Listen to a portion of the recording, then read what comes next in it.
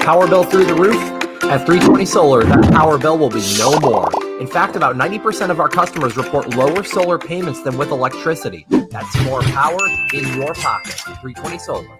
Power up.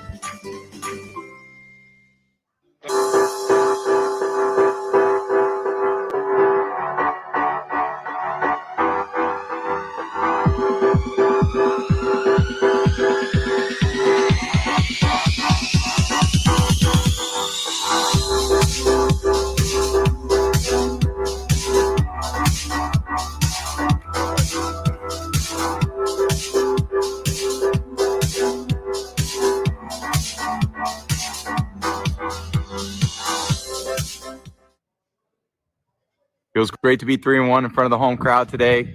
Got to keep it going. We got a short week on Thursday in Chicago. Got to get to 4-1. Let's go. That's right.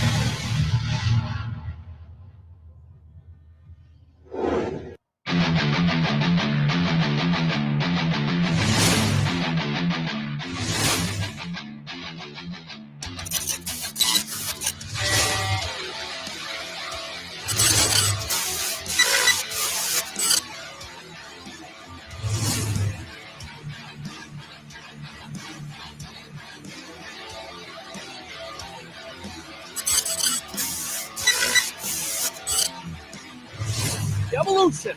Sports Talk Television live here nightly. All Bucs report. It's the Sports Web. I'm your host, Peter Blake, giving you something to think about on tonight's show. Bring your passion, bring your excitement. Just don't bring any nonsense.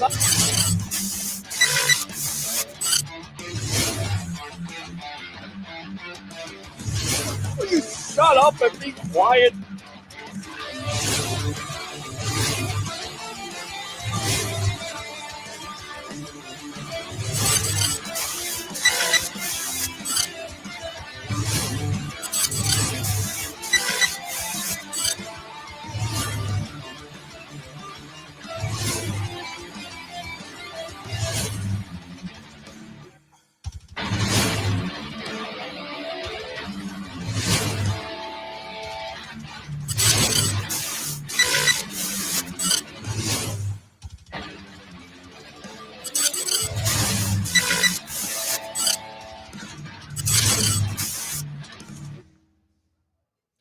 What's going on? Welcome back to another edition of the Evolution of Sports Talk Television here live nightly on Bucs Report. It's the Sports Web.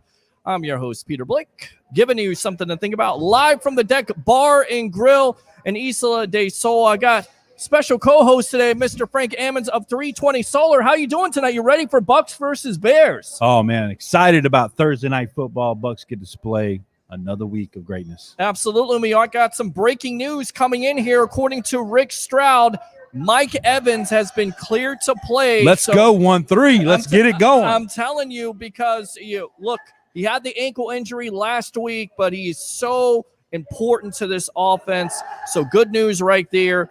We haven't heard anything on Scotty Miller yet, but those two guys today or this week were banged up. Tell you what, let's go ahead and go out to our second shot here. The War Room, they're calling themselves. Mr. Joshua Cole Allen of the Audible Friday Night Fantasy. Mr. Tampa Bay Ray of course, Cup of Ray did a good job before the show. How you guys doing tonight? Feeling a little bit, feeling like I got my cake and I'm eating it too, Peter. When you and I first were looking at places to have the Bucs, to have the game shows all week, all season, and we know as we get to October, November, December, being out here in Tierra Verde and Isla del Sol out at the Deck Bar and Grill, and this was what we were talking about, that Thursday night game, these night games and primetime games, and how we're going to be enjoying this out here, and it's electric out here tonight. Yeah, the weather's beautiful. The sun is setting. It's beautiful over the hills over there. And we do have some breaking news on Scotty Miller. He will be good to go. So Mike Evans and Scotty Miller, both active tonight. We'll get the inactives here in a little bit, but so far so good with the news of the wide receivers who are in question. Absolutely, guys. Great news for this offense that has been explosive. Last week, of course, the old man that everybody kind of said was washed up and done, 369 yards, throws 46 times, 5 touchdowns, 1 interception. Not too shabby for a 43-year-old quarterback, right, Frank? Yeah, not too shabby at all, especially in a new uniform, the uniform we love. Right. So it's really exciting to see. Now I think the Bucs are going to face, as far as the offensive line is concerned, their biggest test to date tonight. Oh, absolutely. And that's what it comes down to. Can the Bucs win 4 in a row? Can Nick Foles pick up his first win as a Chicago Bears quarterback? Because they've been in transition with changing their quarterback over. It's a big Tampa Bay sports night because not only are the Bucs here nationally televised, of course, from Fox playing on Thursday night, but the Tampa Bay Rays guys have an opportunity to close out the New York Yankees and move on to the ALCS. And, of course, we'll get your phone call. 727. Let's go Rays. Yes, let's go Check Rays. out those Yankees. Yes, I know, Ray, you have something to say about this. I know you feel a certain way about the Tampa Bay Rays. Well, I was just going to say, who do you think they're going to face in the American League Championship Series? I think it's The Astros, didn't they move on? Yeah, Right. So get the trash cans ready, right? That's how I feel about it. No, we got to get it tonight because you know that Yankees got hot the other night and just one swing of the bat by Giancarlo Stanton. Now you know why the Yankees pay him $50 million a year to be injured for a decade. But that one home run, you see it? Yeah, Yeah, it was he crushed it over the wall. But I think the Rays have a good chance. They have definitely more depth, better pitching, and top to bottom, their lineup is a little bit stronger than the Yankees. So I'm pulling for them. I am not a Yankees fan. Those big bad Yankees can lose. He's not a Red Sox fan either. Back to you, Peter. Back to you. We're having an effect on him here, guys, because obviously he's from Boston, but we got business at hand. Of course, the breaking news of the night already. If you haven't heard, you just joined us here on the Evolution of Sports Talk Television. According to Rick Stroud, Mike Evans has been cleared to play, and now we got Scotty Miller, who's been cleared to play.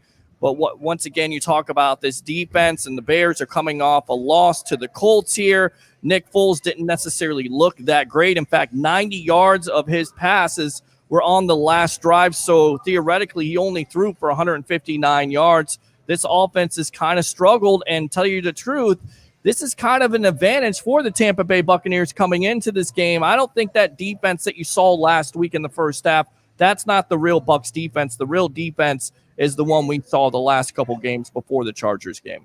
Yeah, and I believe that. But don't take the bait. Nick Foles is not going to have 2 bad games in a row. Right. Okay, don't take the bait. I believe they're going to put on a game tonight. I believe we're banged up. It's a short week for us.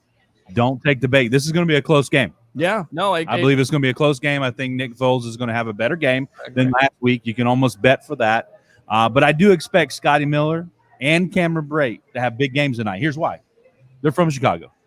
I think even though there's no fans in the stands, they're going to want to put on a show tonight because they got some people waiting for them after the game. And you always want to perform. I kind of had a feeling Scotty Miller was going to play tonight based on those factors alone right there. No, absolutely. I tell you what, though, guys, if tomorrow, we're not, but if tomorrow morning you were looking at an L, then that's when you start to use the word, oh, it was a trap game.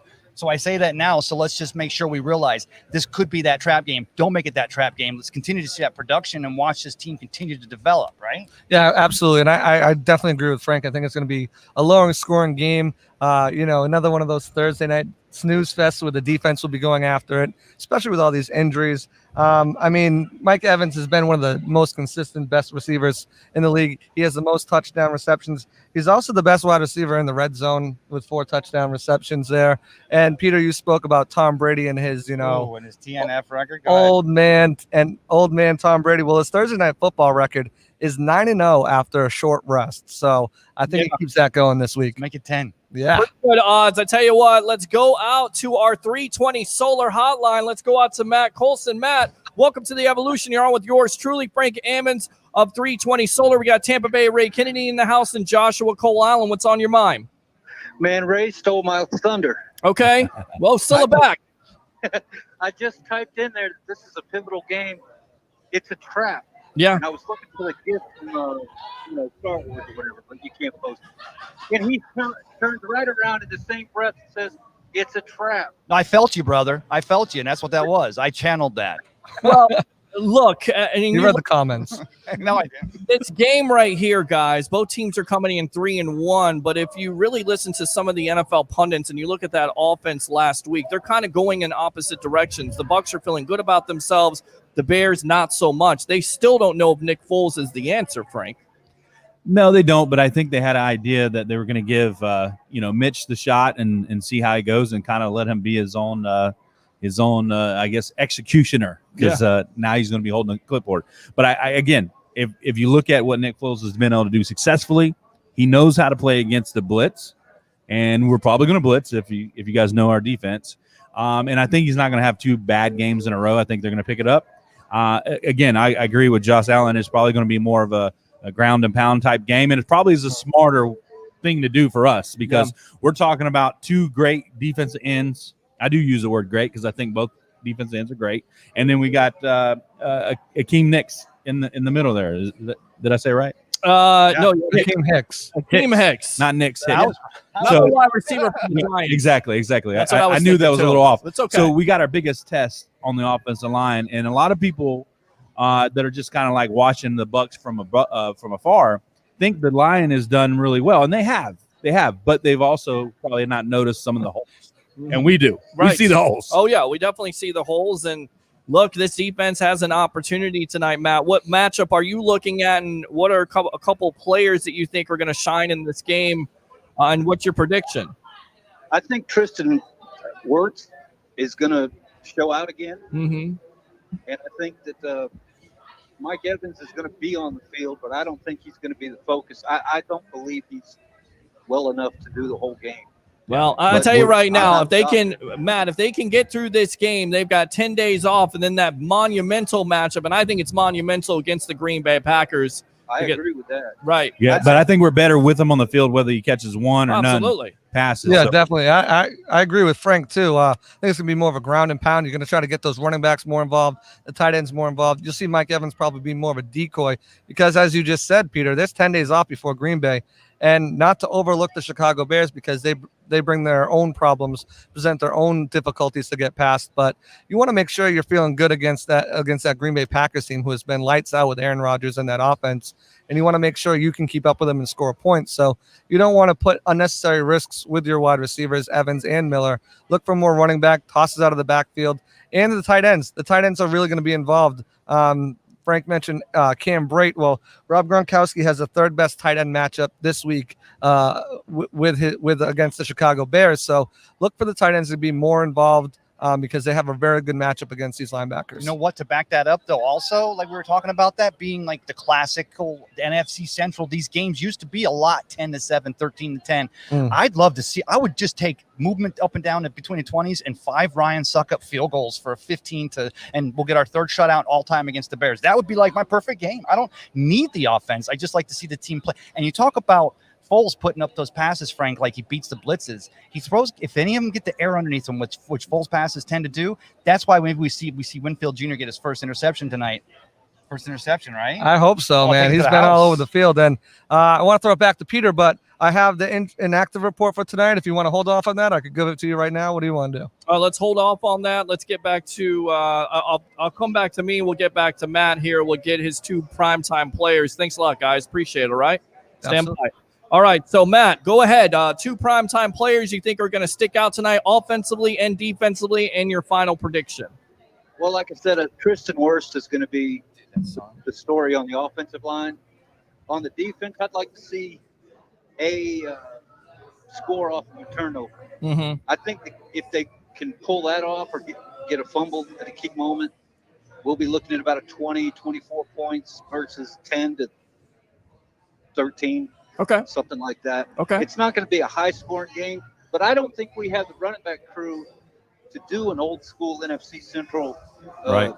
Ground and pound. We're not going to do 30, 3 to the left in a Well, solid dust. look, they had the victim of volume in a Ronald Jones last week, 20 carries for 111 yards. You got 2 running backs tonight. So if those guys don't get it done, you're going to be in big trouble. And I think Run to that's the right. the one key to this is the running game, Frank. They have to give those carries to Ronald Jones and Keyshawn Vaughn, and they have to stay out of those situations where they're 3rd and 9, 3rd and 12, 3rd and 15, because you have the greatness of Robert Quinn, of course, Khalil Mack, who's been quiet, which scares the hell out of me. You talked about Akeem Hicks, Roquan Smith. I mean, they can pass rush you a lot of places. Yeah. Good news is he's a little banged up, according to ESPN. Khalil Mack is a little banged up, but he'll be there. And anytime he's on the field, you got to be watching out for him.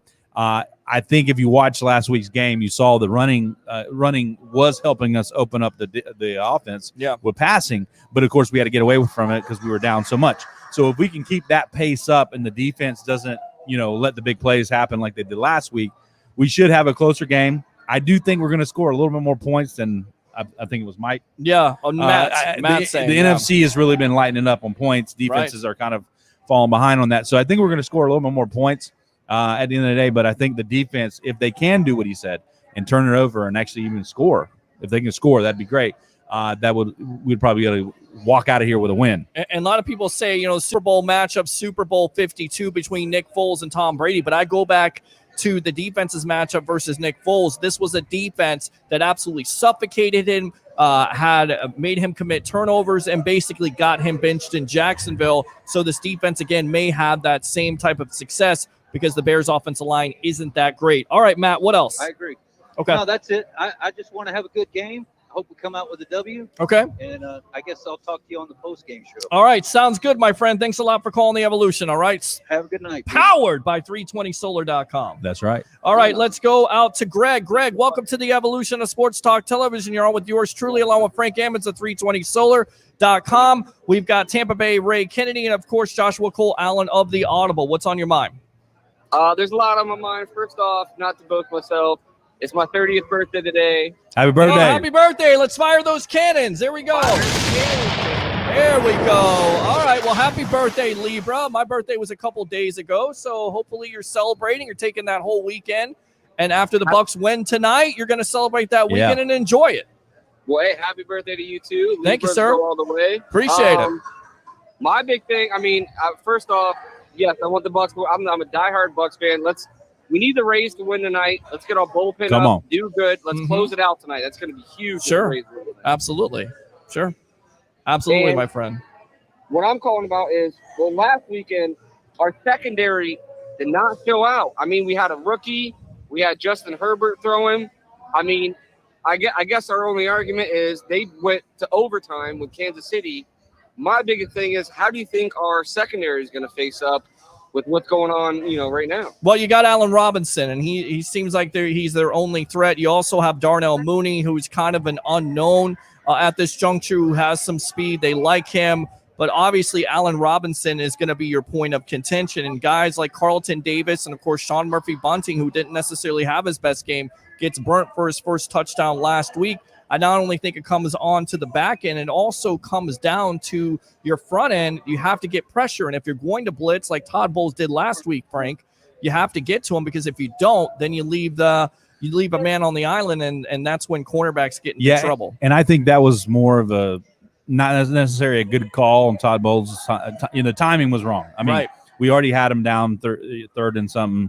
And third and 21, I think it is. Yeah, it's like third and 21. In my opinion, that was a little over aggressive. Right. Because we probably could have played a cover 3 or whatnot instead of blitzing with all the guys we blitz. I think we blitzed with 3 guys. Sure. On top of the line. Sure. So all out blitz. You're putting your guys at risk of getting burnt like that, and that just happened to be a perfect pass, and the guy was right there in stride. So. I don't think we see that as much. You learn over time what your guys can do and can't do. And I think that's one of the processes in learning what these guys can do and handle. So maybe not that scenario comes up again. I don't think it comes up again tonight. But if it did, I don't think they make the same call. Yeah, good stuff. Even though it was that scenario, Herbert was like 20 of 25 or something like that. He's a good quarterback. 290 yards. He's going to be a good one. They just made him the starter tonight. Right. Today. Well, they should have. That's the way you go. There's a reason why he was drafted first round, because he is mobile. He is big. He can make all the throws. And he did that versus Kansas City, so I don't necessarily feel so bad. And that team, look, they're 1-3, but they gave the Chiefs everything they could handle. So a win is a win in the NFL. I get it. The defense didn't play well. This team came out flat last week. Of course, they can't afford to do that versus the Bears.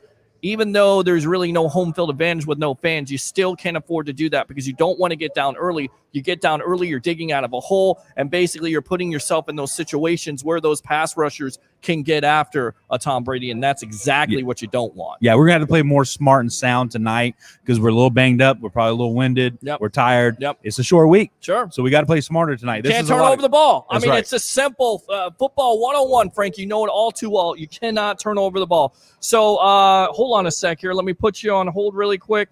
Stand by. Let me go back to you, Greg, here.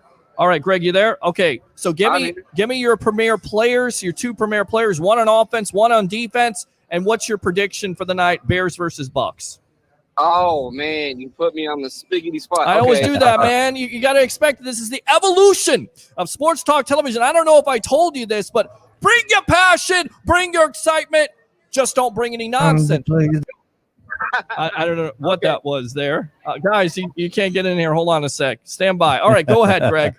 All right, so for defense, I mean, I want to go David, but oh man, for some reason, man, I'm gonna go JPP. I think he's gonna be able to get to the quarterback. Okay. And he's gonna make a couple sacks. Okay. For offense, again, I want to go Mike Evans, but I'm gonna go Scotty Miller, man. Yeah. He's a good slot receiver. He's like a Julian Edelman for Tom Brady. So I'm gonna go that. I'm gonna say 27-20. Bucs all day. All right, I like it. Good stuff. I like it. Thanks a lot for the call. Definitely see you after the game. All right. All right, you guys take care. Thanks All right. for the call. Happy birthday, Greg. There you go. Good stuff there. So let's go out to the phone lines here. Let's go ahead. Welcome to the evolution of sports talk television. You're on with yours truly, Frank Ammons of 320 Solar. We got Tampa Bay Ray Kennedy in the house and Joshua Cole Allen. What's on your mind? What's up, everyone? What's going on, bud? It's going to be a great game. I'm going to beat the Bucs. I have the edge. Okay, your phone is messed up, so you're going to have to go to another area or something. Not really. Call back. All right, Johnny Dean, what's on your mind, boss? I just want to talk about the game a little bit. Okay, go for it. The Evans coming back in changes my opinion a little bit on the game because it's still going to be a 3-point game, dude. Okay. Got to remember there is a home field advantage whether there's fans in the stands or not. It's that field and the wind. If it comes to a kicking game, we're going to lose out. Well, I got to say though, the record right now for home field is 50. It's 50-50. Right. So it's not. There's not really been. Really not. I understand what he's saying with right. the wind in Chicago, but we kind of overcame that in Denver. Right. So 50-50 right now. It's a little different season. And I look at the Chicago Bears. I've been in Soldier Field. That wind is different than Denver. I've been in both. Well, actually, I helped build the Denver Stadium, but Tom Brady, a lifetime against the Bears is 5-0. So yeah, I get that. That's all past. This is now. Okay. Well, but I do. It's going to be a close game. I agree with him there. We faced a team with the Chargers with 11 starters that last week, and it was close. Mm-hmm. So don't think that's a fluke. I think we still have stepping up to do here. Right. Well, I don't think the Bears are a fluke. We're I just up a little bit. Right. They're banged up too. They're a little bit banged up too, but probably not as much as the Bucs are. Agree with that. There's practice squad guys are banged up. That's the only ones I saw on IR for them. Well, Khalil Mack seems like he's banged up because he only has 1.5 sacks. So, and this is the first time he's really practiced fully. So we don't even know. Even though he practiced fully, we don't know the extent of that knee injury. He's not the same Khalil Mack. He hasn't been. That doesn't mean he can't be. I'm just saying he hasn't been. And the numbers are down on their side. They only have 8 sacks this year. So obviously their defense getting after. You think they're not going to load up on Donovan Smith's side? I think they can try to load up on Donovan Smith's side, but if you're getting rid of the ball quick to your running backs or your guys are holding up, it's a matchup we have to look at, Frank. And I got a little bit more news here. According to ESPN, looks like Fournette will give it a go tonight. Will be active tonight. Yeah, so really? It looks like will be active. According to Jenna Lane of ESPN, Leonard Fournette will be active tonight. So we shall see. That might be good for us in this type of game. Like I said, it might be a slower game. Sure. like my man said, probably about a field goal. So hopefully our field goal kicker's ready to go. Yeah. Hope he ain't sucking up for a job. Well, on you Monday. can't miss the field goal. Very good, very good. All right, Johnny Dean, premier players, offense, defense, and your prediction. Defense, I'm going to have to go. It's got to be somebody on the line. I'm going to go Stu. Okay. And offense, once again, I'm going to the line. I'm going to say Tristan Wirfs. Tristan Wirfs, I like it. Let's And go. he has a big matchup tonight. It could be Khalil Mack. It could be Robert Quinn. But I tell you right now, the young man Wirfs has been impressive. Robert Quinn will be on Donovan Smith all night. Smith is not good against Robert Quinn. Quinn has his number. Mm-hmm. Yeah.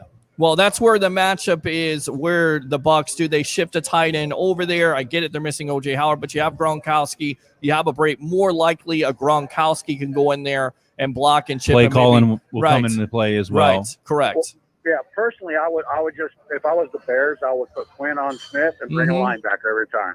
Okay. And that Breeze won't have time to take those long shots. Did you just call Brady Breeze? Quick.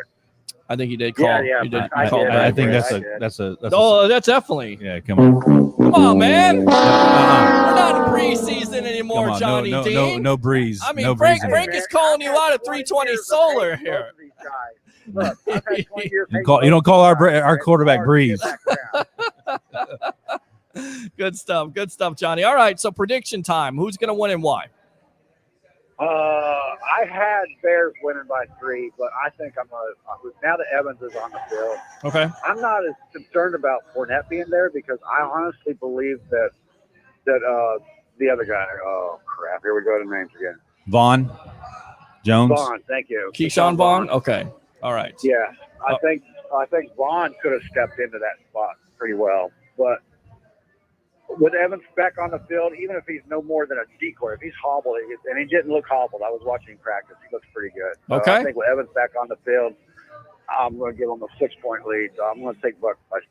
Yeah. All right. Good stuff, Johnny Dean. Thanks a lot there, the professor calling the evolution. All right. All right, later, both. Powered by 320solar.com. Let's go out to the webheads here, and then we'll get back to the guys. Sorry, guys. Been trying to get as many people on. High Bucks Report says Eric. LFG says Taylor Allen. Let's Go says Greg Cole. Jeremiah. Well, let's go back out to the phone lines. Welcome to the evolution of Sports Talk Television. You're on with yours truly, along with Frank Ammons of 320solar.com. What's on your mind? This is Eric, the one that recorded earlier. Okay, yeah. Can you Now hear me better? I can hear you better. So give me what are your thoughts on this game versus the Bears tonight? I'm happy now Fournette is now a go. I'm happy Mike Evans still. I Okay. think Scotty Miller will have a great game. Scotty Miller's going to have a great game. Okay. Scotty Miller, I think will have 120 yards Okay. and 2 touchdowns. All right. Scotty Miller, 120 yards, 2 touchdowns. What's your prediction for the game, Bears versus Bucks? And on the defense side of the ball, Okay. Vita. Vita Vea? Vita Okay. Vea. All right. Yeah, I I think he's gonna have a good game. Okay. And I know why. It's gonna be. I think the Bucs can blitz a lot today because the Bears' offensive line is not that kind. Yeah, they're not that great. So definitely this may be an opportunity. And I feel like with the Bucs 35, okay. maybe Bears 24. 25, 35, 24. All right, Eric, thanks a lot. Definitely call back on the post-game show, all right? Okay. All right, buddy. Thanks a lot. All right, let's go back out to the guys here. I want to read these comments. Guys, welcome back here. You're on the evolution of Sports Talk Television. Joshua Colon, Tampa Bay, Ray Kennedy. Eric thinks it's going to be a high-scoring game. Everybody right now is kind of going with it's going to be close. Is that how you see this game with Scotty Miller and even Mike Evans playing? Is it a low-scoring game because this defense is so good, being the Bears? I wanted to. Johnny Dean said something about it. If it was going to be a kicking game, then the Bears have the advantage. And he talked about those Chicago wins. And no doubt in Soldiers Field, we've seen it over the years, but it would be ironic. And why would it be so ironic, Josh? Cairo Santos is their current kicker right now. Santos versus Suckup, like a field goal fest, but I still would like Suckup every day of the week because that kid's got a leg. Yeah, absolutely. I think it's going to be a low-scoring game. Thursday night games usually tend to be low-scoring games. You're dealing with 2 solid defenses. Nick Foles in that offense, I don't know what's going on over there. And this defense, I believe, will be able to hold David Montgomery to, very minimal rushing yards. He doesn't really, give anything as a receiver out of the backfield, so much so that once Tariq Cohen went on IR with a torn ACL, they've moved Cordero Patterson to that receiving back out of the backfield. I just don't see them being able to get much going on the running game, so they're going to try to have to pass it through the air against Jimmy Graham, against some of these tight ends. I want to just meet. I want to see him. I want to hear footsteps. I want to hear Nick Foles hearing footsteps all night. As long as we hear those footsteps, then we have a great shot. I mean, their offensive line has been improving, but so is this pass rush. So I think it's going to be low scoring game. Injuries and just in the Foles' inability to move the ball is really going to hurt them. Okay, all right, guys. Frank, you want to say something? No, I was just going to ask the guys how many sacks that we give up tonight. Do we give up? Give up? Ooh. Maybe We've one. Only given up 5 in 4 games. So and 2 of those games had no sacks. So out of 2 out of 4, they've given up 0 sacks. Also, 2 out of 4, we've had a 100-yard rusher. I'll go with 1. As long as it's not a Khalil Mack bounce off of Tom Brady's chest and a helmet meets helmet. Even if it's a 15-yard penalty, as long as it's just Tom goes down, takes that sack with that 22-year-old body he has, then we're good. They can have 3, Frank. We got to keep it clean tonight. Just sack him nicely. Sack him nicely. This is the 2020 NFL. Be nice. Okay. All right, guys. I'll tell you what. We'll put you back in the lobby. We'll hear from Tom Brady here. Great segue, Frank. So stand by.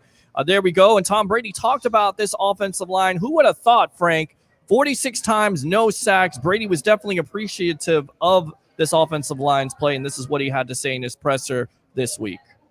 Every game starts with offensive line and what they do and how they handle their business. And Ryan, Cap, Allie, Donnie, and Tristan have just done a great job. Goody's a great line coach. Those guys are so coordinated and they're playing so well together. Their communication's really good. They're tough. They really set the tempo. And we got off to a really good start in the run game. That first drive was really good, and it's got to be more of that too as we move forward. Because when you're really good in the run game, it just sets up more opportunity in the pass game. And when you do well in the pass game, it just sets up more opportunity in the run game. And the problem is, if you struggle in one area, it just forces you actually into the other area, which makes it even harder.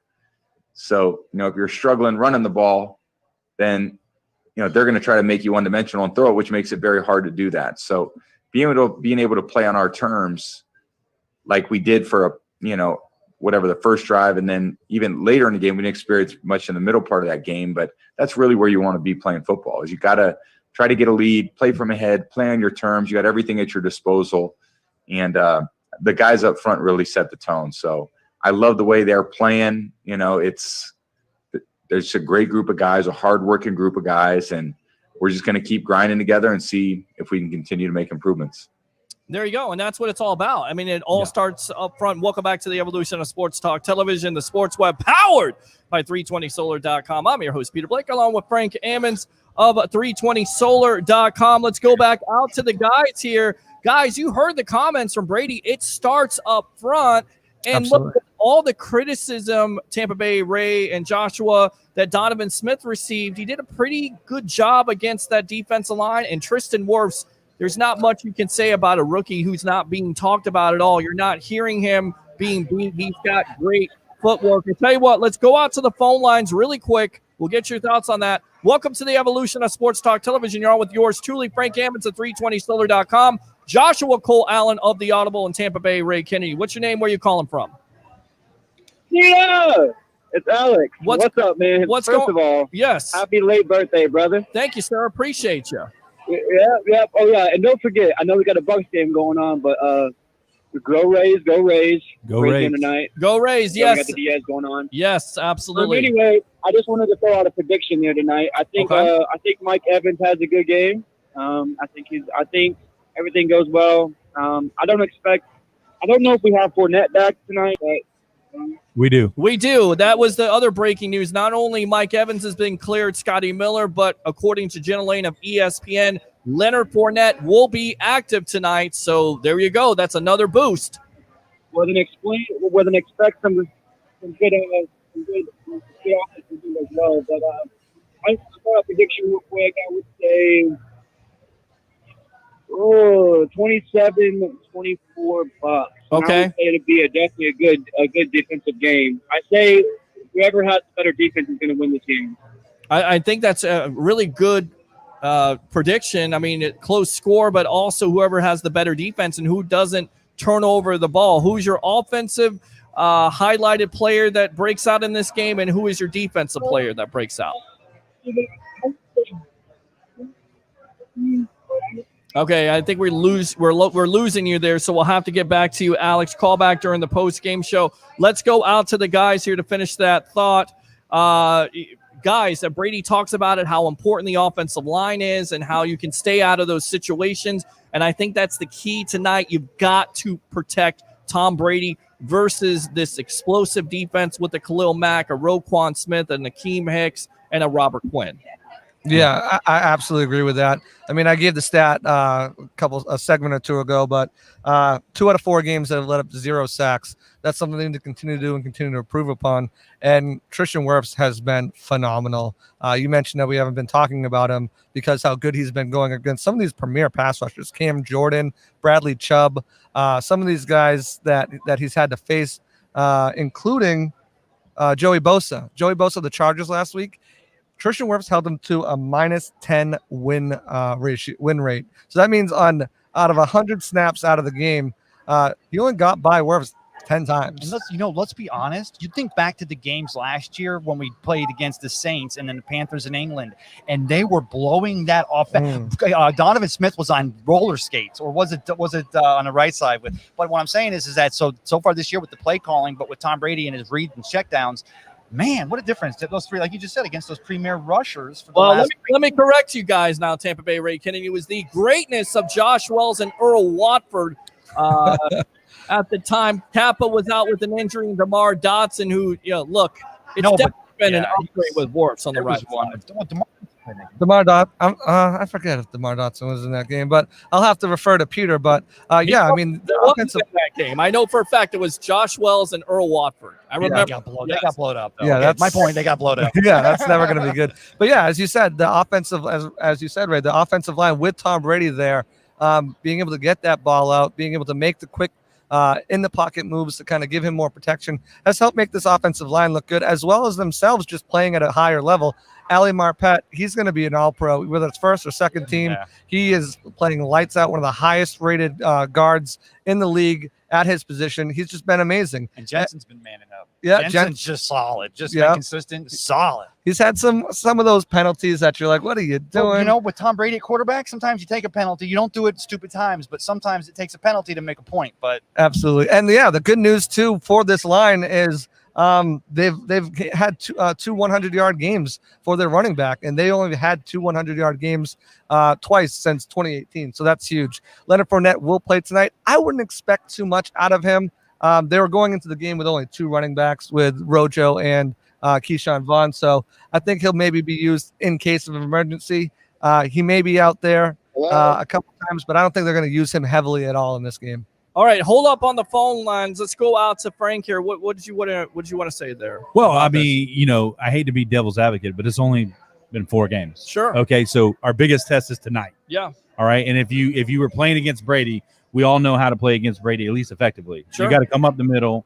You got to blitz them timely. Yes, So my point is, guys, let's be optimistic because it's the Bucs, but this is our biggest test so far. The offensive line's biggest test is tonight. If we can sneak out of here with a win and no significant injuries, I think that would be major for us tonight. Absolutely major because, guys, you have 10 games after this. Let's go down to the statistics. I'm a stat guy here. Bears pass defense, 74.4 yards a game, second in the NFL, holding quarterbacks to 56.4 completion percentage. That's first in the NFL, but the rushing defense is where the money could be had. 4.2 yards per carry, 115 yards per game. A victim of volume. And they do have 2 inactives of their starting defensive backs tonight, so maybe that we can take advantage of that. No, I think you definitely can take advantage of that. How do you feel about this matchup defensively with the Bucs basically going with the running game against this Bears defense? You feel good about that, boys? I say you utilize exactly like what people try to do with the Bucs when they had a solid, just a bull rush instead of going to the 3-4. Now is that you use that speed, that Achilles, that got the speed against them, and where they're going, run in misdirection and run it in outside channels and use that speed that they're trying to get. And the moment it's going to end, so they'll start playing softer in their zones, and that's when we start hitting them with the pass. I say use the run to set up the pass. Yeah, absolutely. You can definitely use it to set up the pass, and if Rojo can catch the ball better this week, or Keyshawn Vaughn, he was so pretty last week. You have that extra ability out of your running backs, which you don't really have out of the Chicago Bears running backs. It's going to be difficult because they do have a great outside linebacking core, and because of Khalil Mack's play, he's made guys like Danny Trevathan and Roquan Smith look really good so far. Their secondary is no slouch either, so it's going to be difficult to kind of get your guys open. Kyle Fuller is a Pro Bowl cornerback. And then they have Jalen Johnson, the rookie. He's been playing lights out. He's one of the top players on defense this year so far, especially at the cornerback position. Well, now I am hearing 6-3. It could turn out to be a score fest. Hold on now, guys. Let's get out to the dude here. Dude, welcome to the 320 Solar Sports Web, powered by 320solar.com, the evolution of sports talk television on Bucs Report. What's on your mind tonight, boss? Gentlemen. As you see on the news feed, Leonard Fournette is active tonight. So that's a big plus for the Buccaneers. Ladies and gentlemen, shout out to everybody tuning in. Thank you for the support. Thank you for the share. Shout out to the Deck Bar and Grill at Isla del Sol. Beautiful. And, of course, to the godfather of solar energy, Frank Ammons from 320 Solar. You can rent your electric or you can own it. If you would like to own your electric, reach out to Frank. They're going to tell you exactly how to do so here in a minute. Great job tonight, guys. Real quick, I've been doing a prediction all day, and I'm going to have to alter it a little bit. And here it is. Because of Fournette? Yes. 31-21 Bucs, like I said. Well, that's the prediction you said, yeah. Okay, but instead of Ronald Jones getting his second 100-yard game, it will be Leonard Fournette with 100 yards combined receiving and rushing. Wow. You're a victim of volume, Peter. Victim of volume is what's happening. And then, of course, Devin White will steal the game with a pick six off the greatness that is Nick folds like a lawn chair when the pressure's on. All right, fire those cannons. Good stuff, dude. Thanks a lot for calling the evolution of sports. And I want to say something real quick. I'm just appreciative that we get to play tonight. Yeah. I mean, we got two teams that are being moved already and possibly not even playing. Titans and the Patriots and the other team that they're playing. What do you think about that? Let's talk about that really quick here, guys, because I know we're centered on the Bucs, but that whole situation, of course, started last week with Cam Newton getting COVID. And now it's just completely out of control with the Tennessee Titans. You find out Ryan Tannehill is doing private workouts when the NFL said he wasn't. And now you find out again they're doing another workout. The NFL, Frank, and everybody else can comment on this, has to crack down on the Titans because they have an outbreak. Look, I could see if there's no outbreak or no positives. But right now they should forfeit the game. I mean, wow. Does it come as down? of right now, it's been moved to Tuesday at 6 p.m. Here's the thing, guys. If they were caught the first time, and I go, it's not the same narrative as Tom Brady and the Brady Bunch at Berkeley Prep, but it's like, okay, they're NFL players. They're really wanting to. But if they did it after their first warning and then still did it, you got to make that. There's so many players that keep testing positive. They had another one test positive the other day. And this so the plan is right now for them to play Tuesday at 6 o'clock if there's no more positive tests. And then the Patriots game got moved to Monday. I was going to say, and this potentially affects next Thursday night's game. Sure. Yes. This is a domino effect. Yeah. Okay. Because the Bills play next Thursday, right? That's right. So we'll see how it goes, but it's not a good situation. It's not a situation that you wanted to encounter. You knew you would. So soak this in. Let's soak this in tonight. Absolutely. It's a privilege to play tonight. Absolutely. You never know. And Frank, to back you up on your initial thought about just being happy to have football is like we all kind of knew going into 2020 that it was kind of going to sometime there could be a chance it would be like roller skates on ice. And so far, it's not that yet, right? So let's just, like you said, let's be happy for tonight. Let's see if we can find a way to continue to make those protocols, get them safer, and maybe even get more protective team bubbles. All right, good stuff, gentlemen. Let me put you in the lobby here. Tom Brady had something to say about the victim of volume and the rest of the running back room, so stand by here. Of course, we'll go out to that open phone line, but you guys got to be patient. We're playing sound clips. I'm trying to be the producer and everything else, so be patient with me. But this is the evolution of Sports Talk Television. Join the 66,000 following we have here on Facebook, of course, live on Facebook, YouTube, Twitter, and that Bucs Report Twitch channel, which hopefully will get more than one view tonight. Let's go out to Tom Brady and what he had to say about this running back room on the evolution of Sports Talk Television. Enjoy. I think it's I'd say for all players, and obviously it speaks to running backs, but quarterbacks too, offensive line, defensive back. It's about being decisive. And there's a lot of things that are happening very quickly, and you've got to make good decisions. But there's a lot of black and white, and then there's gray area. And when you eliminate the gray area and you can be decisive, whether you're a runner or a thrower or a tackler, you can just play aggressive. When you play aggressive, you play with your max ability. If you're not sure, you're in between, or it's no good. And I think being decisive and watching Rowe run like he has this year, and it's watching Leonard run, watching Keyshawn run, they can be very decisive because they trust the line. They know when to make their cut. They're in a good position to get downhill in the running game and then be decisive and run through the holes and really attack the defense. And Rowe's been doing a great job of that all year. It really showed up the other day. And again, we're just going to need more of it. It's only been 4 weeks. We got hell of a lot longer to go than this, and we've got to continue to improve from here. All right, so there you go. I mean, he was saying it himself. It's a decisive position. It's like quarterback, and that's what we've kind of complained about in the past with a Ronald Jones, is that he's not decisive enough, and we kind of saw a little bit of that decisiveness. When he gets the hole, he's hitting it, and like I said, when he hits that second or that third level, he's really explosive. Yeah. And tonight's going to be a game of rhythm. Okay, the Bucs are going to look to continue the rhythm with Tom Brady and the receivers, and the Bears are going to look to find some rhythm. Right. So if one finds rhythm and one doesn't, it's going to be the difference in the game. Absolutely. I'll tell you what. Let's go out to the war room here with these guys here. What do you think about Brady's comments about Rojo running strong and decisive? I mean, there were a lot of fans out there. Maybe some of you guys out there didn't necessarily believe in the victim of volume, but he even said it himself. It's all about decisiveness, and Jones was running with that decisiveness last week versus the Chargers. Yeah, he was doing a great job. I think that's going to propel him to get a bigger role in the offense. It's all about trust with Tom Brady. If he trusts you, he's going to, give you the ball, trust you to make plays when the game is on the line, and he obviously is gaining that trust with Rojo. I'm not necessarily sure if he's trusting him when he's throwing the ball to him. Well, here's the thing with Rojo. He had a couple drops. Here's the thing with Rojo. He started moving more north and south and less east and west. Exactly. Even though he still did it on a play or two, but as long as he starts to move north and south, like a Leonard Fournette, falling into the tackle, taking the hit to them, then I think you'll continue to see his production pick up. Chunking those extra yards instead of just getting tackled and going down. He's reaching for that extra 1 or 2 more yards as well. Eric Rett falling forward for 4 yards on average. Heads up. We got the enemy in the building. We got Travis Faley of Rocket Sports and Entertainment. He's out there. I need one of you to get off so he can get on and talk about the Chicago. No more. I've got to hear about the enemy here. Joshua Cole Allen, go ahead and enemy.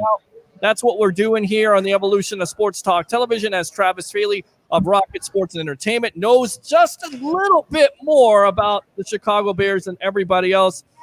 So let's get him on there. You said you needed to hear something from the opposition. So you're the opposition. Yeah, go ahead and sit down there. Voice off the opposition. I am always the opposition. What's up, boys? What's going on, buddy? So, of course, yours truly, Peter Blake, along with Mr. Frank Ammons of 320 Solar. We got Tampa Bay Ray Kennedy, Best of the Bay Couple Ray, and, of course, Travis Faley, Rocket Sports and Entertainment, our Lightning Insider around the NFL. Insider, and of course Chicago Bear know-it-all himself. Tell us about the Chicago Bears and why Bucs fans and this offense should be a little bit concerned tonight. Well, I wouldn't say a Bear know-it-all, Pete, but I do probably have some hot knowledge, maybe some hot knowledge. But first and foremost, I want to say thanks for having me out here tonight. Man, what a beautiful night here out at the Deck Bar and Grill. Yeah. I walked right into that place, and, man, the chicken wings were going on fire. So I can't wait to get off the mic and get in there and throw some on a plate, baby. But, Pete, I actually really like the Bucs in this game. You know, the Bears really struggled against a rock solid Colts defense that had the number 4 rushing defense in the league, the number 1 passing defense in the league, and they pretty much did whatever they wanted against this Bears team. The Bears have also struggled mightily to get the ball to their second and third options with, Anthony Miller has struggled very, very badly this year to just hold on to the ball. Nick Foles put the ball in his hands numerous times late in that game to try to get a comeback against those Colts, and he just couldn't do it. So Can I ask you a question, Trav? Sure. I did not watch the game, and I know you did. You're fired. But why, when I hear 1913 or 11, Yes, 1911. but they say it was never close. It's like, how can 1911 never be close? Uh-oh, and I think we got a little bit of tech issue there, so let's go back out to me here. I was going to say, too, I don't know if you guys know, based on what I've seen, if we win tonight, I think that makes the Green Bay game America's Game of the Week. So this would put us in back-to-back, I think 5 weeks in a row of national televised games. Absolutely. So, this obviously is a long journey of 16 weeks, but this is also a little bit more to it if we win tonight, because now the spotlight's going to be a little brighter. Plus, we're going to be 4-1 going against a 4-0 team. Absolutely. So there's a lot to this game tonight. It depends on how it goes. Absolutely. All right, let's go back out to the guys here. We had a little tech issue.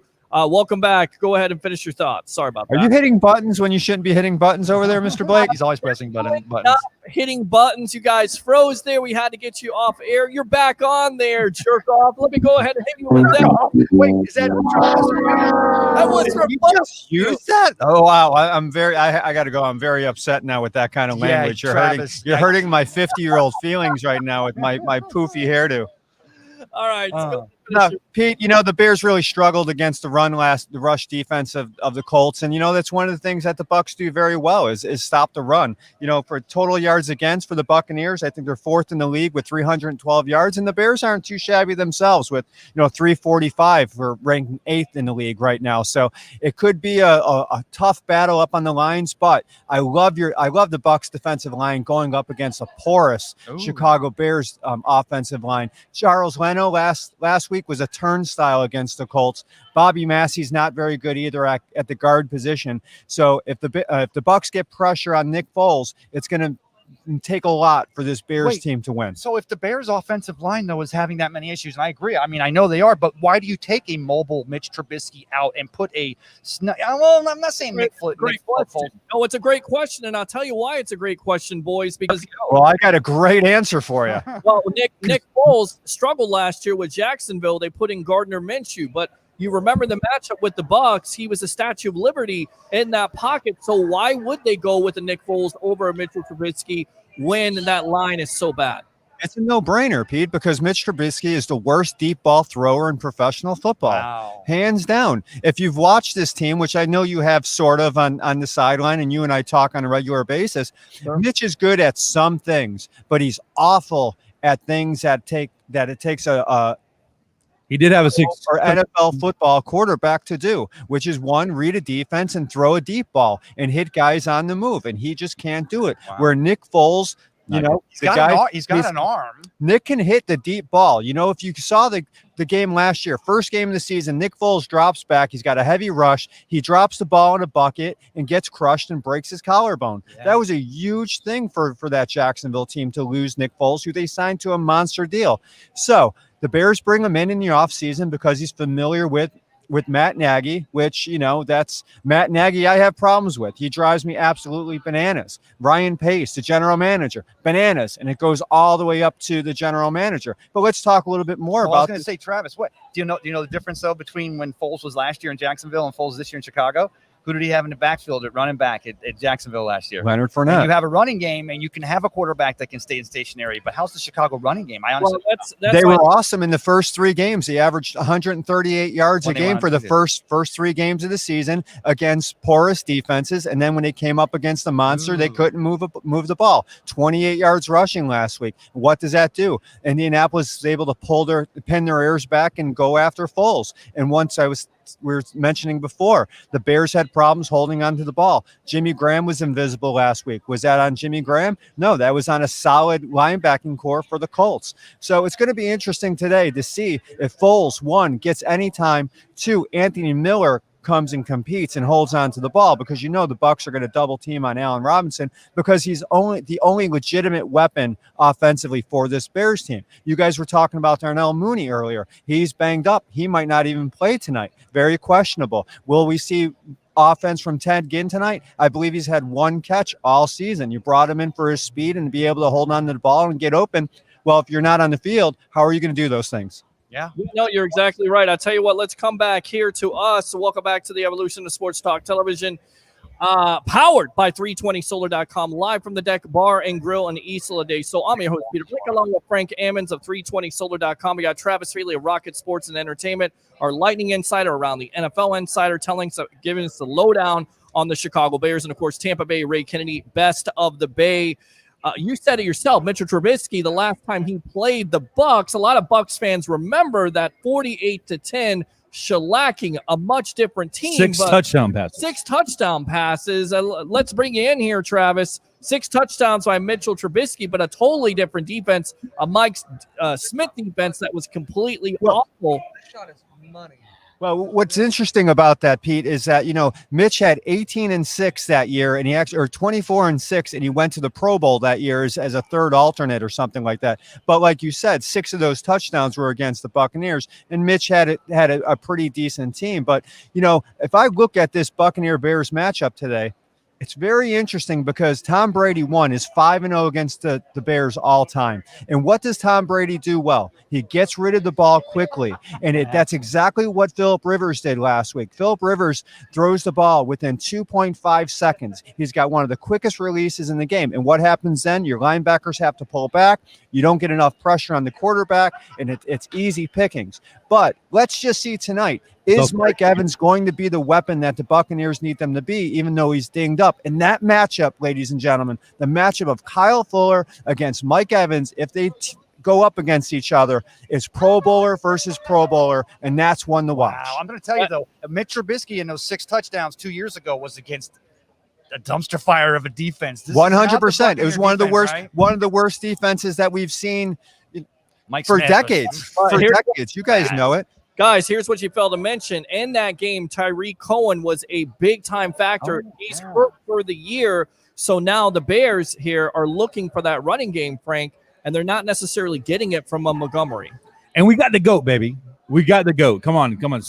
You got to pinch yourself. We're Buccaneer fans, and we got the GOAT on our side. I agree. I mean, I think he showed last week why he's still the GOAT at 43 years old. Yeah. And at the end of the day, yes, Mike Evans against another Pro Bowler, but let's just tell the truth. Yeah. Mike Evans can probably get most of those 50-50 balls. And look, if you double down on a Mike Evans here, guys, then you have Scotty Miller you have to worry about, and the tight end situation. Even though they lost O.J. Howard, you still have a Gronkowski. He's been very quiet. I feel like this could be a game, Thursday Night Football, prime time, where he could definitely stick out. You also have a Cameron Brate who caught his first touchdown last week. So these could be the opportunities. And Travis, this linebacking core is a little bit weaker in that middle versus tight ends, right?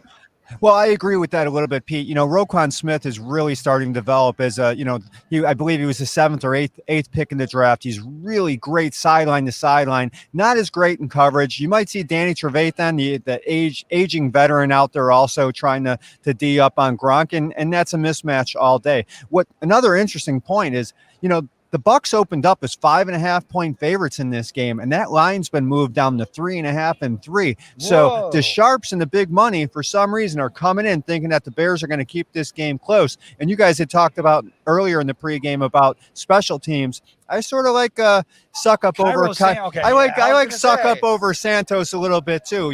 So one big thing that the Bears have struggled. I don't think they've returned a kick, a punt or a kickoff since Devin Hester and Cordell Patterson. It's funny.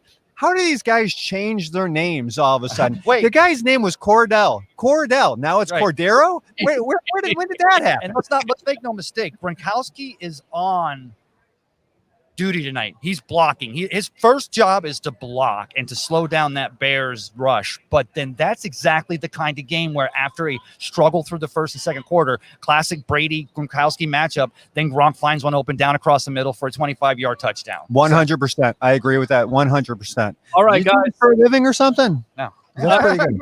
Pretty good, guys. Pretty good. All right, stand by. We'll put you back in the lobby. We're going to go to a breakdown from Stephen Che of Barstool Sports on a defensive player that was a part of that massacre against the Bears, 48-10. So stand by.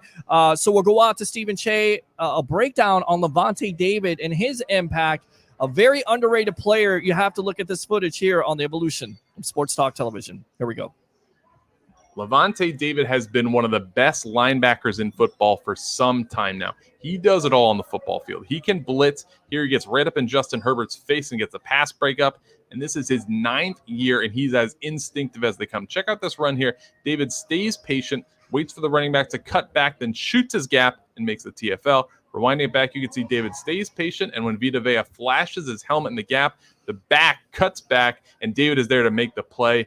Great job. And this is his 2nd year in Todd Bowles' scheme, and he is a captain. He knows the defense. He knows Devin White will be there to fill that B gap, so he scoots off to the side, and with his speed, he's able to take a shortcut and beat the running back to the hole for no gain. Check it out on this end zone copy. Awesome play by Lavonte David. And in the modern NFL, you have to be able to cover 2. How about man-to-man with a premier tight end in Hunter Henry? They're trying to sneak him out the back, but no problem. David is in phase with him the whole time and closes that window. And check out this play here. Keenan Allen is the motion man, and look at the patience here from Lavonte. I'm going to freeze it here so you can see everyone is moving forward, but he's waiting to see what develops with Allen. He wants a little more intel before he drops into the hook curl area. And look at here. I'm going to freeze it. Herbert's arm is up, and David already has his foot in the ground going to make the tackle. Incredible patience and instincts, and then a good open field tackle against a wide receiver. And as good as that play is, this one might be my favorite. He's got the back in man-to-man, and he's got to sift through traffic to get to his spot. But Lavonte has been in this game long enough. He knows what's coming. Not only that, he can counter it. From the end zone view, you see a great tackle. From the sideline shot, you can see him run to the spot and sidestep that receiver. Rewinding it back, you can actually see the nifty sidestep, totally avoiding the rub route and losing any speed so he can go to make that tackle for a 1-yard gain. And then finally on 3rd and 9, he knows where the sticks are. He's dropping into zone here, and when the ball finally gets dumped off, he's running to where he needs to be to get the stop. Sean Murphy-Bunting does a nice job taking his legs out, but Lavonte knows where that first down marker is, and he's not letting the back get past it. 8-yard gain, and it's a 4th down and a punt. Lavonte David is the reigning NFC Defensive Player of the Month, and he's finally getting the recognition he deserves as an elite linebacker. So there you go. That's Stephen Che of Barstool Sports. Let's bring the guys back in here. We talk all about that Chicago Bears defense. Who do we got there? We got Travis Faley of Rocket Sports and Entertainment, and I believe we got Cedric Robinson, GM of the Deck Bar and Grill. What do you think about Lavonte David and how important he is not only to this team this year, but the franchise as a whole? Oh, you're going with me on this one? Go straight to the man. Ask the kitchen what's going on with football. That's awesome. That's good times. Lavonte David, man, what can you say about our Bucs defense? I think we're trying to get back to the days of past glory. We've always built the Bucs off of defense. I think he's one of the leaders on the team that's going to get us back to that point. Mr. Whitfield back there, he's not a rookie, but he's young, and he's going to build with that team also. I think tonight it's a defensive battle. We got a really good defense established themselves as a really good defense, and this is a chance for our defense to shine, I think, tonight also. What do you got going on? High-scoring game tonight. Okay, so what do you got going on tonight at the Deck Bar and Grill in Isla del Sol? Okay, well, Thursday and a Thursday night game. Can't remember the last time the Bucs won Thursday night. That's awesome. Okay, so we got $5.99 8-ounce Angus burgers. That comes with lettuce, tomato, the onion, any kind of cheese that you want on it.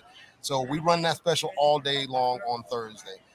We still have a happy hour going, and then we'll start our late at night happy hour at around 9. So you're going to still be able to get some good drink specials, bucket specials, and of course our burger, which is huge.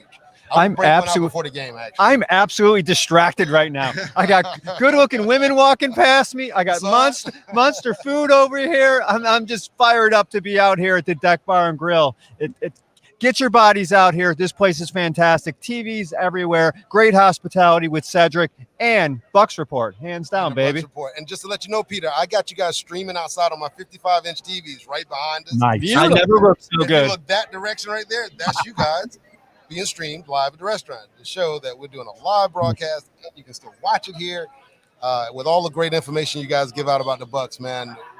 This is awesome. This is a great combination, I think. We got the Bucs. We got the Rays. Get on out here. Oh, the Rays are on TV tonight also. Let's Absolutely. close it out tonight. They are on tonight. Yeah. Yes, they are on tonight, guys, and it's a big game here, Frank, because they won last night 8-4. They have an opportunity. They took a 2-1 lead, an opportunity to move on and beat the Yankees to that ALCS. We'll see if the Rays can do it. What do you think? Can they do it tonight? I think they'll do it, and I think the Rays are going to go pretty far this year. We'll see what happens, but I think they're going to do it. Guys, it could be a very special year for Tampa Bay sports. Already the Tampa Bay Lightning winning the Stanley Cup. The Rays have an opportunity to win the World Series, and expectations for the Tampa Bay Buccaneers in 2020 for me is Super Bowl or bust. So Cedric, give me a score here. Give me a score on that prediction for the Bucs. I'm going 13-3. I don't think Foles is going to get more than 3 points. 3? Yeah. 3? I'm going to give him 3 at least. you know the field goal kicker can score. So I'm going 13-3. A big defensive battle tonight. Big All right. All right. Good. Cedric, I'm going to be crying in my pillow if that happens later on today, my friend. 3 points. What's the over-under today? Anybody know? Yes, it's 40. 4.5. What? 4.5. 43.5. 43. I guess Bucs going to score all those points then, right? Is that how it's going to be? I mean, to me, everybody keeps on saying it's going to be a defensive battle. I'm not saying it's not going to be a defensive battle, but I think with Evans and Miller playing and now Fournette, I kind of feel like if the Bucs put this Bears offense into a situation where they have to come back, I'm not sure if they can do it, and I think that favors the Tampa Bay Buccaneers. Absolutely. Absolutely. Yep. I'm just afraid of Khalil Mack. My bad. No, I think that's a big-time matchup, and you're showing them right now, 2016 AP Defensive Player of the Year. Let me go out to you, Travis. He doesn't look like the same player. It looks like he's hurt. Only 1.5 sacks, low totals by this Bears team with 8 sacks. But do you think they have a big night tonight? Can the offensive line do what they did versus the Chargers, in your opinion? Well, I think the Bucs have a good night tonight, but you look at Akeem Hicks in the middle. He's got 3.5 sacks and 18 tackles. I think the big mismatch, guys, and I know we're talking a little on the line, but if you go after Buster Screen is the other safety on the other side, plays a little bit of nickel. I think that's a huge mismatch for this Buccaneers offense to take advantage of. You got Eddie Jackson, who's a Pro Bowler safety on the one side. He usually plays on the side with Kyle Fuller. You got the rookie Jalen Jackson probably D'ing up on Scotty Miller. So you have some big mismatches for Tom Brady to take advantage of if he gets the time, which he will, because he likes to get rid of the ball quickly, and he has beat this Bears team 5 times, like I mentioned earlier. Tom Brady knows what it takes to beat the Bears. And another key factor, guys, I don't know if you talked about it earlier, there's no fans in the stands. Not that the Bears have a monster home field advantage, but hey, nobody's there. Yeah. Nobody's there, guys. No, nobody's there. There's no home field advantage, Frank, at all. So yeah, I mean, that's what you're kind of looking at this point. And and we mentioned earlier that Scotty Miller from the area. He played, I think, Pop Warner football in MU high school. I wasn't sure about that. So is Cameron Brake. He's from the area as well. And not that there's fans in the stands, but you definitely have some family or friends waiting for you somewhere after the game. So you want to put up a good game. Plus, it's on national TV. So they're at Lou Malnati's having some pies up there. You go to Chicago, you got to go to Lou's. That's right. Just like when you come down to Tampa, you got to go to the Deck Bar and Grill over here. There you go. Yeah. All right, guys. Put you in the lobby. They call me the plugger. Okay, I'm the plugger. I appreciate that. Thank you very much. Is he off the show now? No, he's not off the show. We'll put you in the lobby. We'll get you predictions. Let's go back out to Real Bucs Talk, which has a show on here on Bucs Report. They did a really good breakdown of the offensive line and the running game. We'll play that really quick, and then we'll come back with our predictions here on the evolution of Sports Talk Television, powered by 320solar.com. Here we go. Alex, his footwork is in control. His hands are, just being aggressive and really just fighting with Bosa, and then just arcing him down to where he wants him, and then he's just finishing him once he gets him pushed off balance here with the arm technique. He really kind of hooks him right there and just brings him to the ground and keeps him off Tom Brady. Very controlled, very balanced, very fluid. It's not like it's herky jerky and like not timed or anything. I mean, look at the hand placement, the timing of when he reaches, very nice. And he's trying to get him off him. Bosa's trying to push him off of him, of his body with a little chuck move there. Still repositioning, moving his lower half with his upper half. Just very good stuff. I mean, we all knew he had athleticism. Didn't really show like the blocking concepts in Iowa, but damn, he's really showing it now. He's taken to that NFL coaching, throwing him out of the club right there. Run game, he's going to drive this man outside of the stadium. Re-anchor, get out of here. This is what he did great in Iowa, just driving guys back. This is where I knew he was going to excel at. Nasty. Yeah, it's like the movie The Blind Side. He's taking him to the bus, taking him home, and that's really nice. Just look at the footwork, continue to move his legs. This is where he excels at. It's definitely his strength. Again, running game. I'll let you break down this one. Just leverage. Go ahead. Yeah, this is just a good job. He's gonna jolt Joey Bosa back and just does a good job of getting his hands inside and. Yeah, continue to move the feet is really nice, giving that nice lane for Rojo to get through. And I mean, yeah, that's what you want to see. Again, just continue to move his man back. He's in control the whole way, and can really take his guy anywhere he wants. So that's what makes him so deadly. And this is why the Bucs, traded up for him, and it's been a huge benefit because we couldn't do plays like this last year with DeMar Dotson. Keep going down the line. Here we go. Rojo, what do you got? This is a total individual effort. I mean, I'm going to let you see the whole play first, all the shiftiness, making people miss. But look when the play starts. What happens? Kappa immediately gets beat off the line. He's going to read us and run. He's going to chuck Kappa to the side. And Rojo has all of like half a second to make a decision what to do. He has a man in his face already at the line of scrimmage. And what does he do? Pops it right inside. Guys reaching for air. Kappa messed up, but even Jensen trying to get to the second level to get the linebacker. Doesn't really succeed getting there. What does Rojo do? Bounce again. Give him a little Heisman. I mean, even Gronkowski's block right here. Pushing through again. Heisman. And then make you miss here. What'd you like here? Yeah, this is like you said, just a great play by Ronald Jones. I mean, I like the play concept. I like the little delay draw. And then, just finding ways, through guys. And, yeah, this is just like so quick reaction, agility, everything, just reading and vision and just, making guys miss, high stepping defenders. So, this is just fun. And then this move right here, disgusting. Makes the guy fall. And, just nice finish, everything by the run. Yeah.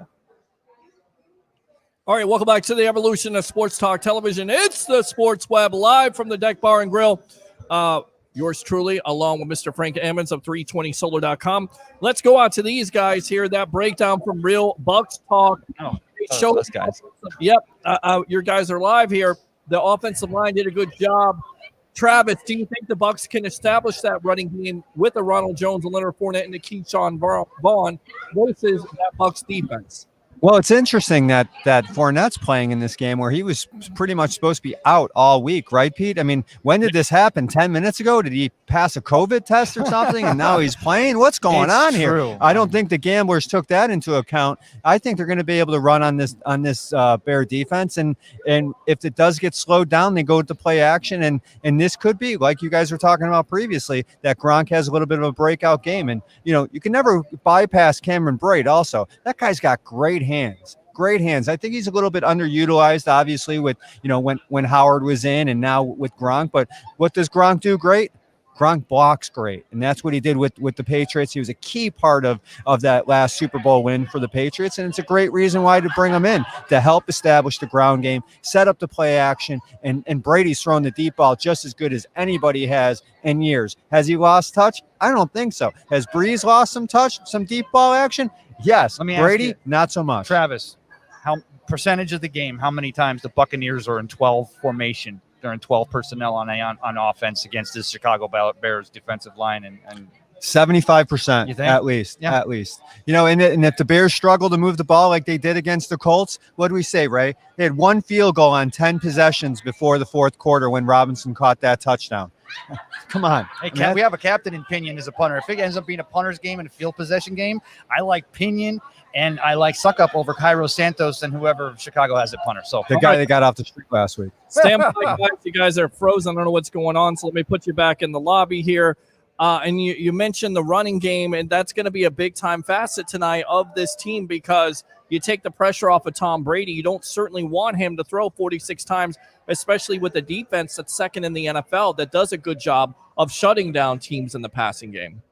Yeah, I mean, it's going to come down to the line play on both sides of the ball. So, I mean, at the end of the day, if we can get some good line play from our offensive line and we can get some running game going, I mean, just enough to get a squeaky win, it would be plenty. But at the end of the day, I think there's a good reason why Fournette's playing, whether it's just to, kind of mix it up or get him some looks. Sure. At the end of the day, if we can get some good running play out of our offense and some good line play, we should be in a good position to win this game. All right, so open phone lines. We got about 32 minutes to go until kickoff. 727-255-0391. It's 727-255-0391. It's the Sports Web live from the Deck Bar and Grill in Isla de Sol. I'm your host, Peter Blake, along with Frank Ammons of 320solar.com. Let's go out to these comments here and read them. Let's go to Paul. If it's a win, then these boys could use that 10-break day with a late bye. Hoping Gronkowski is targeted like more with the depleted receiving core now. Yep, do not turn over the ball. That is one of the biggest keys in this game. It's always a big key in any game, and that's the difference between this Bucs offense from last year with the 30 interceptions. Don't want to get into who threw it, but it comes back to Bruce Arians' comments where he said this team last year would have got blown out by 20. Now there's confidence with Tom Brady not turning over the ball, but also galvanizing this locker room with his leadership. And I think even the pick six last week was just a bad play call. I mean, you got to stay away from that. Throw that out of the playbook. They were waiting for that play. Right. They were waiting for it. And yes, Brady, I mean, everything was right on, and they were just sitting on it. I mean, at the end of the day, it was a bad, he did everything you're supposed to do in that play. He shouldn't have, obviously shouldn't have thrown it, but he doesn't know. He's playing in stride. So, better play call would probably eliminate even that. Yeah. And that's not making excuses, but at the end of the day, you look at the rest of the game he played. Yeah. I mean, it just a spotless game besides that. So I don't think we're going to turn over the ball. And I think we should be in the plus turnover ratio. Let me go out to the guys here, back to them. You guys good? All right, we're back on here. I'm looking at other. We're back, baby. We're back. Breaking it down here out at the deck. Well, look at this. Look at this. Jay Glazer saying Buccaneer head coach Bruce Arians had Devin White learn running back plays yesterday. So a little bit of interesting note. Devin White started out as a running back at LSU. So I don't know. Maybe you see Devin White. I mean, can you imagine Devin White running at you at 235, 245 with his versus Khalil Mack? I guarantee you. Boom. This is one of those Sean the Sports Don bets right now. I guarantee that you will not see him in the backfield tonight for the Buccaneers. I guarantee it. Could you imagine Devin White taking a shot on the knee from anybody and being out for the rest of the season because Bruce Arians tried to be Mr. Smart Guy? I'm the smartest. I'm the smartest guy in the room, and I'm going to play one of my star linebackers in the backfield. That's dumb. Sometimes teams that start I'll take that bet. Yeah, Frank. Sometimes teams that start to do stuff like that, they start to build that chemistry. But Travis is so right. Such a risk. I love being with you, Ray, because I'm right. Damn it. Hey, I'll tell you. I'll talk to the guy. I'll bet him right now. I'll bet him chicken wings. And if he loses, he's got to put 320 solar on my roof. That's a great deal. Come on. Little lopsided there, but that's okay. I don't expect any less from a Chicago guy, Oh, what do you mean? We're always trying to look for a little side job, or we're always looking for the deal. Hey, I got a guy there at 320 solar. Come on. Yeah. All right, guys, let's go ahead and go out to the web ads here, read some of these comments, get some of these predictions, and then we'll get back to it. Eric says that's good. Misador says Johnny Flip. Yeah, I may regret it. 26-13. Milo says Bucks. 27-10. Pewter Pirates. Johnny Dean. Thursday usually favors the home team. They get an extra day of prep. On the NFL Network, they're saying the Bucs offense team is the best offensive team in the NFC. Christopher Cole, 24-13 Bucs on offense. I would say Brait, and on defense, I would say Vea with 2 sacks and a forced fumble. The Bucs win this game 24-13. Duvon, I'm back, and so is Fournette. Good stuff. Thanks a lot. Leonard is not active tonight. He is active tonight, according to Jenna Lane of ESPN. Yes, he is. Jeremiah says, I've just seen it on NFL Network that he's inactive. Just like last week, this game is going to be a statement one. I'll tell you what, let's go out to Johnny Dean, the professor, getting him back on the evolution of Sports Talk Television. Welcome, y'all, with yours truly, Frank Ammons at 320solar.com, Travis Bailey of Rocket Sports and Entertainment, and, of course, Best of the Bay, Tampa Bay, Ray Kennedy, Couple Ray. What's on your mind? What is Travis smoking tonight, man? That takes. I'm just saying, dude. What's Johnny is asking Travis. Travis, what are you smoking tonight? Travis, what are you smoking tonight? I'm not smoking anything. I'm a straight edge kind of guy, Johnny Dean. I'm very offended right now that you would actually ask me that question. But Johnny Dean, what are you smoking tonight, my friend? Oh, Dude, wow! Where do you come up with this? Okay, I don't see it likely that he's going to play running back, but dude, he played running back already. He came into the league as a running back. Well, what Johnny? The point is, you don't see your middle linebacker You didn't let upcoming. me finish. You didn't let me finish. All right, You didn't let me finish. go ahead, Johnny. And talk about getting hit in the knees. If you play linebacker, you get hit in the knees constantly. Dude. Okay. But I don't know if they would risk that with Devin White. I guess it depends on if they lose all their running backs tonight, which you hope they don't. But who knows? Maybe they sprinkle in a package or two. Maybe they go jumbo package. I know you love that, Ray Kennedy. I was waiting for that, but I thought Ray was going to bring it up. Well, I had to bring it up because I know it fires up Ray. Ray gets Will fired. you shut up? All right. You had that coming, Peter. It's been 3 years, brother, but I love you and you had it coming. It's been 3 years, brother. 3 years, brother. He's got that. All right, go ahead, Johnny. As far as Gronk goes, I don't expect much more out of Gronk than we saw last week. Not until we get to the playoffs. Okay. Gronk's the playoff monster. So playoffs. Playoffs? You say playoffs? Did you say playoffs? Playoffs. Playoffs? Yeah. We'll talk about playoffs. Yeah. You kidding me? Playoffs? Yeah, we'll see what that happens or not. But I feel like with O.J. Howard out, you have Cameron Brate, you have Gronkowski. Depending, Frank, on how much they use Gronkowski versus the Khalil Mack, there may be some opportunities there because Howard's out and somebody has to replace that Howard production, right? Well, if you're asking about blocking or if you're asking about catching first downs and touchdowns, I'm going to go with Cameron Brate. I just switched him out in my fantasy for Gronk. Mm-hmm. And so I think Gronk will play, and do a lot of blocking for us because he's good at that right now. But Cameron Brate, he's slippery. He can catch the passes out of the backfield or out of the line, of course, and he's good in the red zone. So, and then again, I think it's the factor that he's playing in Chicago. He's played well against the Bears before traditionally. Yeah, no, it's absolutely a great point here. Guys, what do you guys think about Gronkowski versus Khalil Mack? Is it more relevant to see, or do you plan on seeing more of Cameron Brate as the pass catching role tonight because Gronk is going to spend so much time blocking, or could you see Gronk getting out in this game? Travis Feely and Tampa Bay Ray. Well, Travis, let me ask, and Peter, I want to ask him that question. I'm sorry in 1 second, but Travis and I were talking off air about something, and I want to ask you, because a lot of our Bucs fans, we're following the NFL, but we don't follow the Bears.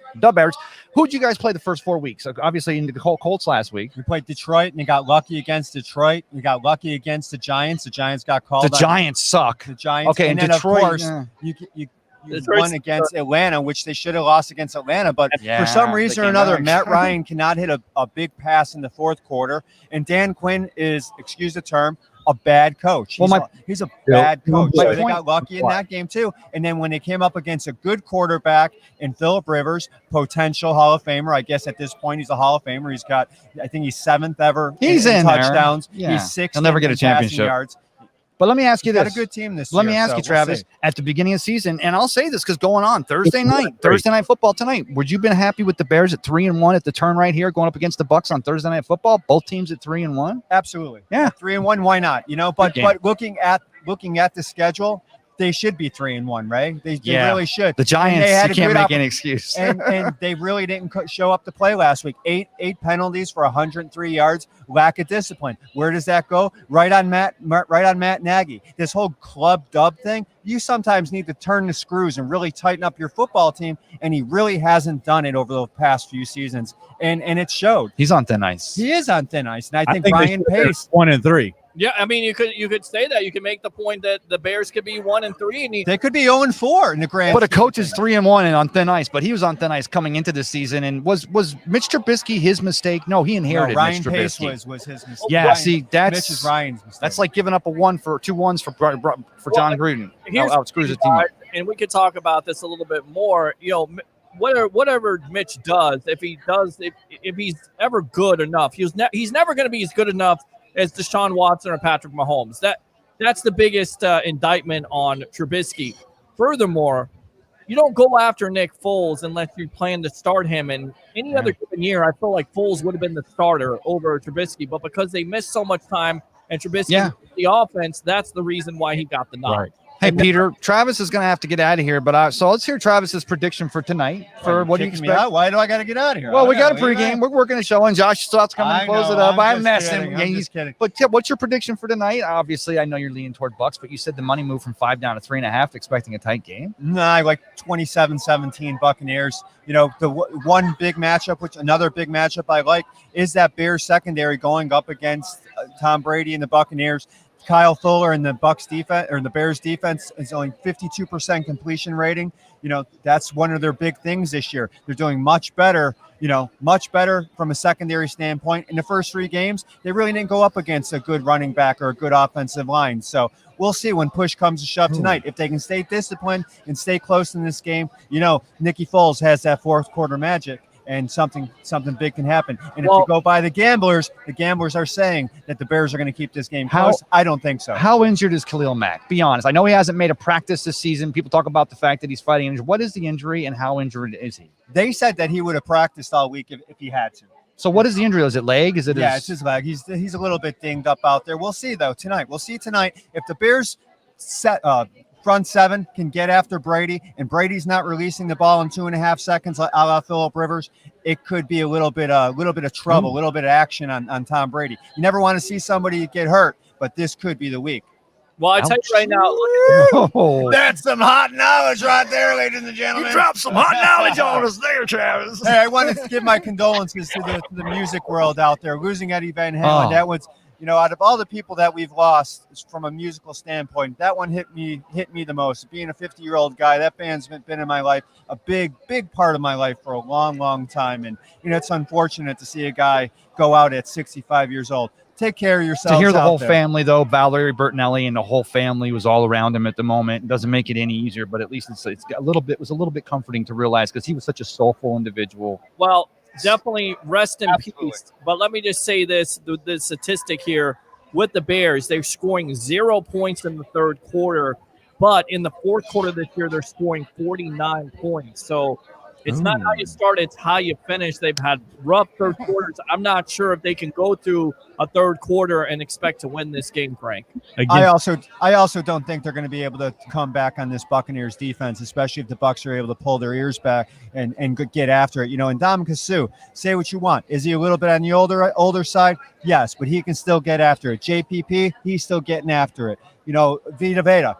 You think that guy hasn't been playing well? He's been playing awesome. Just watch the tape. I've watched the tape. He's playing very well for this Buccaneers team. That Bucs front 7 is arguably as good as any in the league right now. Good stuff, brother. All right. I'll take it. I'll buy that for $1. Let's go out to It's Frank. going to cost you $5, baby. Subscribe. Will you shut up? Let's go out to Frank.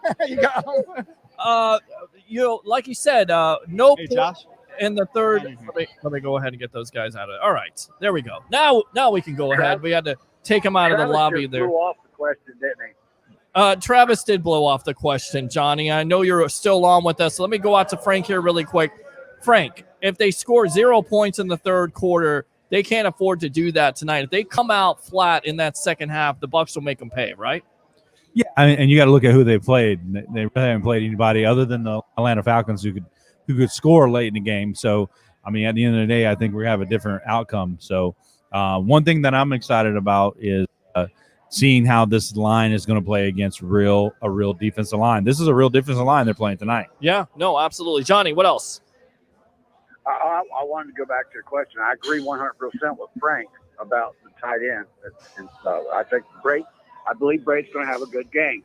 People have not taken advantage of the weakness down in the seam against the Chicago Bears yet. I agree. If we take advantage of that seam, Brate's going to have a great game. Right. I agree. Good stuff, Johnny. Thanks a lot for the call. As always, the professor on the scene here on the evolution of sports talk, television, the sports web, powered by 320solar.com. That's all right. Later, guys. Later. All right, let's go back out to the guys here. We got Travis Bailey. He gave us the hot knowledge. Let's go back out to Joshua Cole Allen and Ray Kennedy. We're getting down to game time here, boy. Time. It's been slow. You got Travis in the background there. You got a Bears fan here now. So, but it's a Walter Payton jersey, so that's fine in my book. Hold on. Walter Payton is okay. Can we get that Bears fan on the mic here and tell? Not on my mic, you're not. No, he didn't want to. I was just kidding. I would want to. Good luck tonight. All right, guys, let's go back out to you. You want to get your predictions right now? We've got a couple minutes. Yeah, sure. I'll just run through the inactives for today. We knew Godwin, Watson, and McCoy were going to be out. Ryan Griffin again. What is he doing on the team? He's out as usual. Aaron Stinney, Khalil Davis, who hasn't seen the field this year, and Josh Pearson, who's just elevated with Ross Cockrell from this team. Ross Cockrell will be playing tonight. He's a cornerback. He's got over 49 starts, 11 with him last year with the Carolina Panthers. And that means we'll see outside linebacker Cam Gill for the first time this season. Also, we talked about Fournette possibly playing, possibly not. It seems like, according to Jay Glazer, that Devin White has been receiving snaps as running back. We just mentioned that. We just had that mentioned. And do we think that's a good idea? I mean, Frank, you said you wouldn't be surprised if it happened. To me, I'm a little bit more tentative. I could see maybe on the goal line trying to do it, but White has played the running back position before in college. Yeah. And let's remember, though, last year it was appendicitis 1 for 2 weeks, but this is the kid that didn't get on the field really till week 4, and he's only less than a year removed from that, and he's our best linebacker. And no, I love Levante, but as far as what he can do sideline to sideline, the two of them are a perfect combination, but Devin White is the most important piece of that defense right now. Yeah, absolutely. I definitely agree. Do you agree with me? Yeah. Okay. Levante is your tone setter, and Devin White is going to be the guy who's going to be all over the field. He's going to be making. Yeah, but it wouldn't surprise me if they do throw in some wrinkles with that. It's true. Even lining them up. I mean, at the end of the day, Fournette is active, but it sounds like he's only going to be in the game in emergency situations. Right, exactly. Yeah. That's when you go down. You'll have 2 running backs, possibly 3, but if one of those running backs goes down, I could see some goal line situations where he might be plugged in there. Could you see Frank, I'll take you one more closer. It's Chicago, right? Monsters of the Midway, Soldiers Field. Remember the refrigerator Perry and the rushes for the touchdown. Vita Vea on a 2-yard or 1-yard jumbo package. Oh, that would be a solid historical game. That would be an NFC Central black and blue division right there. And the Bears did the all-time great wrong on that play. They should have gave it to Walter Payton. I agree. Thank you. That was terrible. That's terrible. But it was that's what the trick play, like putting Devin White at running back or talk of does, is that's the kind of thing that builds that motivation with that team and makes them feel ever more invincible. Absolutely. Yeah, I would not be surprised to see goal line situations with Devin White back there. No, I mean, and look for some deeps. Well, I wouldn't be surprised to see Vita Vea, but the point is, guys, the reason why you work on that running game is because, once again, you want the Bears to account for it. So you can also use their aggressive nature against them, and that basically means with the screen game. So if you're going to use the screen game, misdirection, you've got to throw it out to Ronald Jones. Ronald Jones has to catch a Keyshawn Vaughn. He caught last week, a Leonard Fournette. So you've got to take those opportunities. There's ways of using their aggressiveness against them. But once you set up that running game, because you're down with Chris Godwin, maybe you can get one of those seam routes to a Cameron Brate like Johnny Dean talked about, or Rob Gronkowski. That's why it's so important.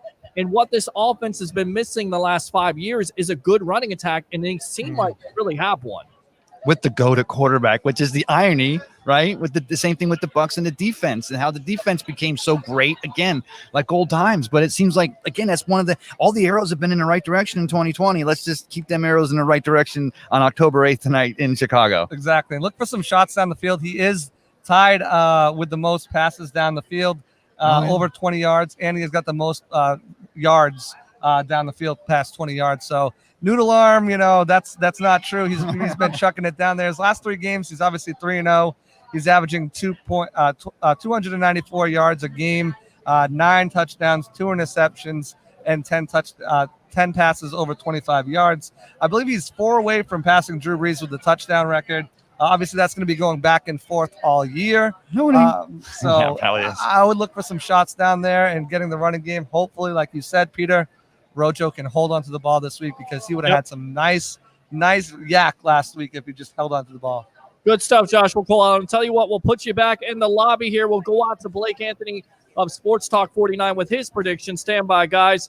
All right, so we'll go out to Blake Anthony of Sports Talk 49, who has a prediction this week on what he sees for what the Bucs and the Bears could do. Of course, Sports Talk 49 can be seen and heard here exclusively on Bucs Report Monday and Fridays at 3 o'clock. You ever tune in? He's unbelievable. He does a great job with his film breakdown. So here's Blake Anthony with his prediction on Bucs versus Bears on the Evolution Sports Talk Television. Here we go. What's up, everybody? This is Blake Anthony, the creator of The Winning Angle and host of Sports Talk 49. I'm glad you guys are all having fun down there at the Deck Bar and Grill. Sorry I couldn't join you. Looking forward to meet you another time, Frank. Of course, Peter, Ray, Phil, Joshua, and everybody else that's there. I hope you guys are all having a great time enjoying this Thursday night game where the Bucs playing the Bears in Chicago at Soldier Field. Let me give you my prediction, and then I'll get out of here. My prediction of the game is the 24-14. Tampa Bay pulls out the victory. Field goals are going to play a key part in this game. Of course, if you watch my show, The Winning Angle, you'll get my other aspects of it. And I think the Buccaneers fight hard and pull out the victory, get a couple of turnovers, and find a way to get the win. That's all I got, guys. I'm going to get that out to you real quick and let you guys get on with the performance that you're putting out there on the sports web, powered by 320solar.com. Thank you, guys, and have fun. Nice. All right, there you go. Good stuff. Blake Anthony again, Sports Talk 49. I love his breakdowns of the game. Yes, I really do. Absolutely. We'll bring the guys back on here. In fact, we'll wait for the guys. We'll bring them back on here after we read some of these comments on the webheads. Don't want to neglect you guys tonight. Vaughn will see 10 to 13 touches today, says me, Sador. Tracy Chandler says go Bucs. There we go. Good stuff. Christopher Cole, Astros advance to the ALCS. Jerry Christian Bar is now open. Brady is spreading the ball around so much, and one of the reasons why Gronk is not getting the ball as much as he did in New England. Brady has lots of tools to play with. Peter, you the man. Blake loves you. I think that's Blake that's controlling this. Cedric, you the man. Blake, there you go. This the game. So we've got how many minutes now? I think we got about another 10 to 15 minutes. We'll get the predictions on. Nope. Steve says, going to enjoy the brisket and jack tonight. We're down to 7 minutes. Get a win. Okay, so 7 minutes. Rojo should have accelerated at the end of that play instead of stutter stepping. Let's go, Brady. Go make Tyler and Sorrell famous. Go Bucs. Of course, we didn't talk about him tonight, which he could play a big part because we thought that, Mike Evans or Scotty Miller could miss, but that's Tyler Johnson. A lot of expectations of him, but of course it was hurt by COVID, being hurt, not having all those reps. Could you expect to see a Johnson sighting tonight? It's possible. I mean, we haven't seen a lot of them, but with all the injuries and things like that, Watson's out. We could see him in there. I mean, we just got to get him going in the game. Yeah, no, absolutely. All right, so we'll watch for that. Was Ray just making a wish on the North Star? I have no idea what Tampa Bay Ray does. LAVD is by far the best inside linebacker the Bucs have had. Ray Kennedy White will get there, but as long as LVD is on the field, that title belongs to him. Leonard Fournette, do this, says Ethan. Let's make it 223 wins for Brady tonight. Of course, surpassing Adam Vinatieri, 5-0 as a career starter of the Bears. We just talked about this. We got Philip Schwegler in the building, editor-in-chief of Bucs Report. So he's probably going to go over there. We're going to prediction time. Prediction time, guys. Go ahead, Tampa Bay. Ray Kennedy, lead it off. No, I'm going to let Josh go first. All right. tonight. See, this is one of those things when Tom Brady signed with the Bucs, and $25 million is still a lot of money. But when the GOAT decided to come to Tampa and not go to LA and said he was going to be a Buck, he talked to Arians, and we said, oh, he's going to have choice personnel. He gets to make the calls. No, but I'm sure he said to Coach that there's going to be nights that he wants to get off. Tom Brady loves to play at night. This is a Thursday night game. He's 7-0 on Thursday nights. 9-0. 9-0. I think they're going to let him open up the offensive playbook. I think they've been unwraps. I'm thinking 42-17. Yeah, I'll take it. That's a big prediction. I think Evans, he's been dynamic since Chris Godwin's been out. I don't know how much he's been used, but he's had 14 receptions, 226 yards, and 2 touchdowns. I can see him being a threat in the red zone, kind of like what we saw in Denver. There's 3 rookies right now that are the highest grade rookies playing in this game. Tristan Wirfs, Antoine Winfield, Darnell Mooney. Those top 3 players are guys that I am looking at. How does Tristan Wirfs handle Robert Quinn or Khalil Mack? How can Antoine Winfield be that X factor in this game, which I think he will? And Darnell Mooney, we saw twice last week the Chargers burn this defense for long balls. He's got the speed to do it. What's your score? I am hoping they can shut him down, and I think it's going to be a low-scoring game, 20-10. 2010. All right, let's go up to Frank Ammons of 320solar.com. What are you thinking? Yeah, well, I mean, I'm going to go with the GOAT and the Bucs, of course. He's undefeated on Thursday nights. I think it comes down to, like I've said all night, the offensive line and the defensive line. If we get one-dimensional, that might be a problem for us against the Bears. We are banged up. It's a short week. We got to come out with a win. I think we score a little bit more points, so I'm going to go with 21-24 Bucs. All right, so 24-21 Bucs over the Bears. Pete, I got one more prediction here. Sorry. Yes, sir. The editor-in-chief of Bucs Report, Mr. Philip Schwegler, otherwise known as Schwags. Welcome, buddy. What's going on, buddy? Not much, man. Glad to be out here. Finally made it out here after that 35-minute drive through all the traffic. It's prediction time. Prediction. I got Buccaneers winning this one 24-14. 24-14. All right, guys, I'm going to go a little bit different because you know how I do. I'm going to go with 31-13. Bucs get up in this game early. They establish the run, which will open up the pass. Look for Mike Evans and Cameron Brate to shine. And this defense to give Nick Foles, once again, nightmares of what he had in Jacksonville. Bucs win 31-13. For the great Frank Ammons for 320 Solar, for Tampa Bay, Ray Kennedy, Best of the Bay, for Philip Schwegler, editor-in-chief, for Joshua Cole Allen of the Audible Friday Night Fantasy, for Travis Haley of Rocket Sports and Entertainment. I'm your host, Peter Blake. Enjoy the game.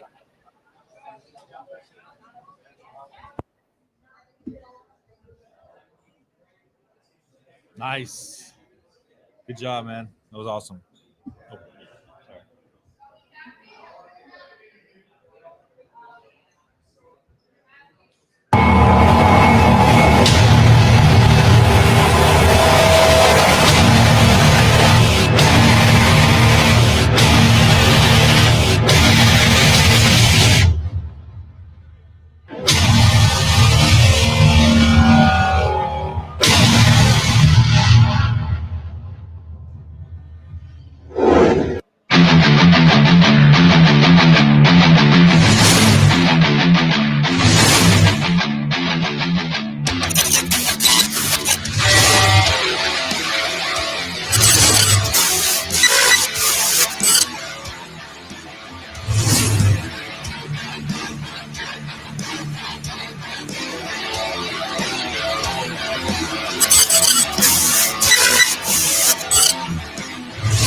Evolution.